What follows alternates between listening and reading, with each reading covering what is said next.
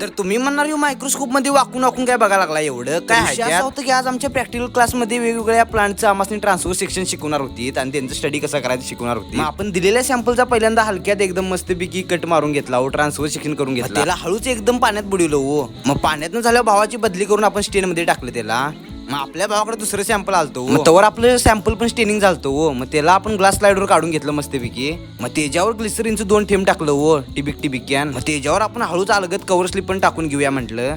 मग ते झाल्यावर आता मायक्रोस्कोप मध्ये टाकूया म्हटलं त्याला. मग भाऊ आपला बघा लागला. मग तुम्हाला रिझल्ट दाखवतो काय आला आणि काय नाही. हे बघा एकदम कसं आहे, एकदम क्लिअर आले हो. मग आता आपल्याला दुसऱ्या सॅम्पलची पण स्टडी करायची होती हो. मग ती म्हणलं जरा आता मी दाखवतो कसं असते. मग आम्हाला 2 मिनिटं ते ऍडजस्ट करायला लागली हो मायक्रोस्कोप मध्ये. आमचं लवकर काय होतच नाही काम.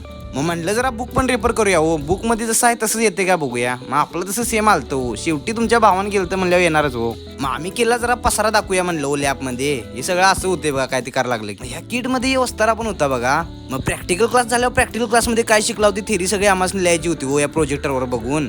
मग मी डायग्राम कशा काढलेल्या बघा, 2च काढल्या तेवढ्या मोजक्या. तर भावाने तुम्हाला आपला व्हिडिओ आवडला असता नक्की लाईक आणि सबस्क्राईब 100% करा.